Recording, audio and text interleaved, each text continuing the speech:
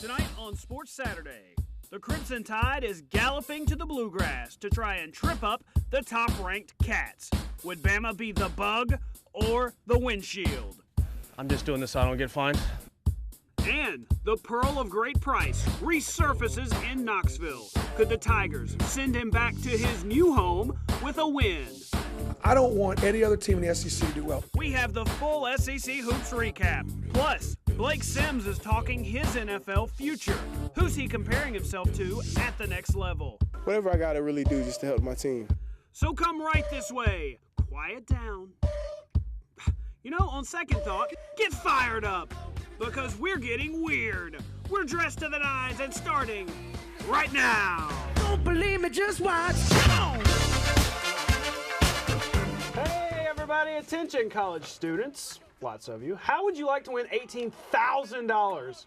Work on your half-court shots, kids. Virginia student Tyler Lewis. Watch him knock this one down. He took 4 shots to do it. Boom. He pockets 18,000 big ones this morning on College Game Day, which may or may not partially be spent right now at a bar in Charlottesville, Virginia. At least Mom hopes not.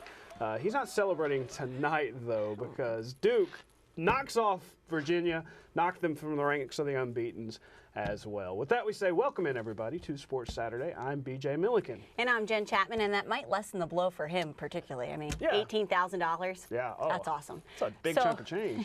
After the Cavs lost, only one undefeated team in Division I, and Alabama playing them this evening in Lexington. Ricky Tarrant missing from the lineup due to a leg injury, but the good news, Alabama scored first. That was pretty much all the good news for the Tide in the first half. Aaron Harrison with the tray. He had 10 for the Cats. Then check it out on the inbounds play coming up. Carl Anthony Towns is going to get the ball, and he's going to put it on the floor. Nice spin move. 12 for Towns. Cats by 10.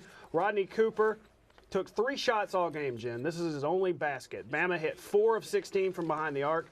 The very next possession, though, Cats play defense. They come up with a steal. Little catch-scratch fever. Andrew Harrison ahead to Marcus Lee, the slam. The Crimson Tide downed at Rupp, 70-55, 15 in a row at home for Kentucky. Coach Cal still not 100% happy with his team. I'm still, like I was on the guys, and I keep telling my staff, these are the games you get on them when you're up 18, 19, and you're trying to teach and you're trying to get them to respond. I mean, there are things that are happening the guys aren't taking responsibility for. And that's, again, a young team in the grind of a season. We've got 10 games left. Cal's not going to be happy until they win by like 100. Here are the numbers. Shannon Hale and Levi Randolph led the way with 13 and 12. Bama drops to 13 and 8 overall. 3 and 5 in the SEC. The Cats with 7 3-point field goals in the win. Alabama is back in action on Wednesday against Missouri. Bruce Pearl returning to Knoxville after calling the shots there from 2006 to 2011. First half, Auburn's KT Harrell works his way in the lane, off the glass and in. Tigers go up by 4. Later, Vols' Robert Hughes' third shot is off, but Armani Moore finishes with the slam. Vols go up. He had a double-double, 19 points, 13 rebounds. Second half, Auburn trying to make a comeback. It's silenced by Derek Reese's 3. An emotional loss for Pearl as the Tigers fall 71-63. Here's the former Vols coach after the game. Here's the deal. I don't want any other team in the SEC to do well other than Auburn and Tennessee. I want Donnie to do well. I probably want to beat other teams more than I want to beat Tennessee. Now, I want to beat them. I'm proud of the fact that Tennessee basketball is still good and still relevant. I wanted to beat them because they're ahead of us in the SEC. On to Arkansas, no longer ranked on the road at Florida. Second half, Dorian Finney-Smith takes this one in for the jam. 16 points for that guy. Gators up by 6. Time winding down. Razorbacks down 1. Free throws missed. Picked up by Anton Beard, who makes his way to the hoop, sends up the floater off the glass, and now Razorbacks out in front by 1. Then time expiring. Florida with one more shot. Michael Frazier, the second on the rebound. He's fouled and makes both free throws to secure a Gator win by 1. 57-56. You think questionable? Questionable call. LSU trying to keep NCAA tournament hopes alive in Starkville. Tie ball game. LSU is going to miss the 3 at the end of the shot clock, but oops, forgot to box out. Jordan Mickey, 2 of his 25 points, 20 boards. but State gets it together. Craig Sword to Roquez Johnson, the Montgomery, Alabama connection. Later, Johnson does it by himself. To the lane, finishes strong, 9 points, 10 boards for him. State with the big upset, 73-67. Here's a look at the rest of the SEC scoreboard. South Carolina, a big home win over Georgia. Texas A&M outlasts Vanderbilt at home, and Ole Miss slams Mizzou, who comes into Coleman on Wednesday night. Maybe some much-needed medicine for the Crimson Tide. And how about this? NC State down by 2 with under 5 seconds left in overtime. Former Alabama star Trevor Lacey throws up a 3. And that's how you win a game at the buzzer. Lacey with 19 points, and the Wolfpacks win. The Stillman Tigers hosting Kentucky State this afternoon. The Tigers were up by 2 in the first half. Maurice Crenshaw dishes it to Antonio Penny down low. He gets the bucket and the foul. Stillman goes up by 5. Kentucky State hangs in there. Mohamed Cross puts on a move and then hits the jumper. Stillman would go on a big run. Rod Lewis getting the ball, drives in for the layup, and also draws the foul as the Tigers go on to win by 7, 75-68. 4 wins in a row for Stillman. They improved to 8-4 in conference play. That's right. We hope you'll hang around for a little while longer. We've got more Sports Saturday coming up after the break. We'll check in next with former Crimson Tide quarterback Blake Sims. He held a camp today in Pell City. He tells us who he compares himself to in the NFL. Stay with us. We'll be right back.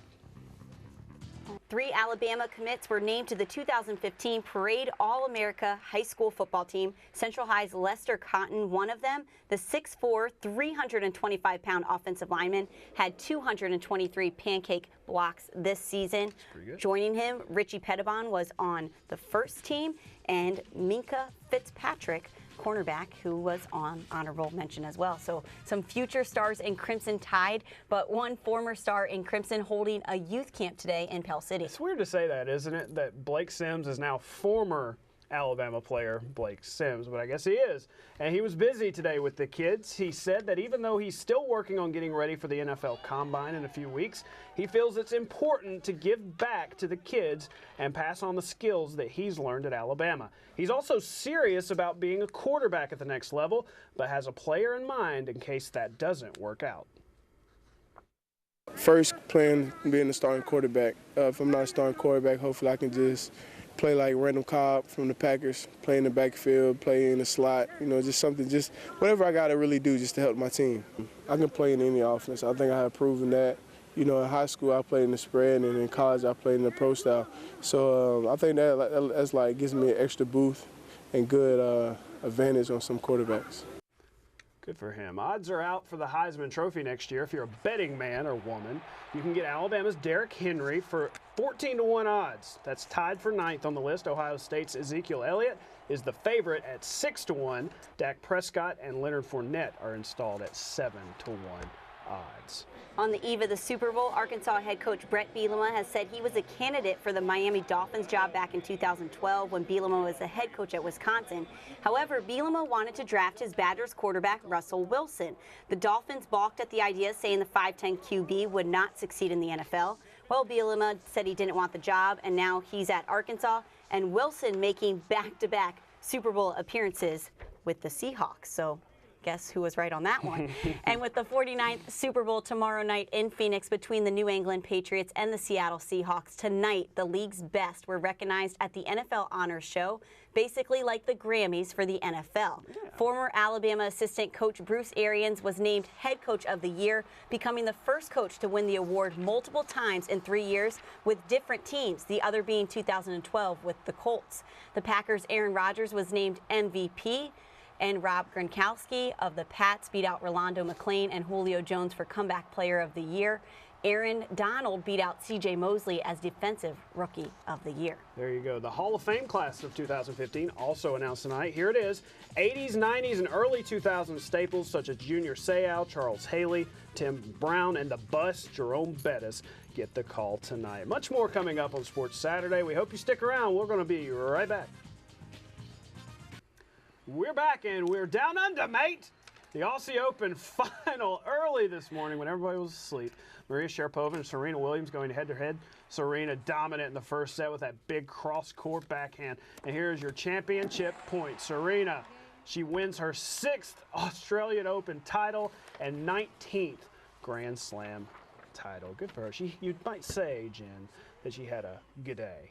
I see what you did there. And she looked really happy. She looked like she wasn't even tired from the match. She wasn't. Of course she wasn't. Well, Alabama's women's tennis team beat TCU this evening to improve to 3-0 on the season, and the men's team took on Florida State this afternoon. The Tide claimed the doubles point thanks to wins by Andrew Goodwin and Danny Krinsman and Corey Lovett and Becker O'Shaughnessy. But the Seminoles won 4 out of 5 singles matches to claim the team win. Bama is now 2-3 on the season and will be on the road next weekend at Oklahoma State and Oklahoma. So not the home field advantage that the tennis team wanted, but the baseball team is hoping for some better luck. Yeah, Jen, this year Alabama's going to be playing their home games at Hoover, at the Hoover Met. Mitch Gaspard has been taking his team through practices this last week. They're trying to get familiarized with the stadium and their surroundings before their opening series on February 13th. He's excited about the chances to use the park to his team's advantage. You know, the ballpark here is unique to where you can develop a real home field advantage. It's a spacious park, a lot of foul ground, so the more we can learn the ballpark, obviously the more advantages that we'll have when we play home series here. No one gets to play on this field until the tournament, so I think it'll be a huge advantage for us to get to know the field, and especially for when we play, have a huge Alabama crowd come watch us. Alabama has won 4 SEC tournament titles in that park, but none since 2003. And a quick note before we get out of here, a golf note. Former Alabama golfer Justin Thomas having a really nice tournament at the Phoenix Open. He's currently 9 under par for the tournament. He fired a 2-under today, including 5 birdies. He's 4 shots back of the leader. Final round is tomorrow. That's right. He had a good day, but rarely do any of us have a day or a shot like this. Watch Francisco Molinari. He's going to get, well, let's not spoil it. Watch this.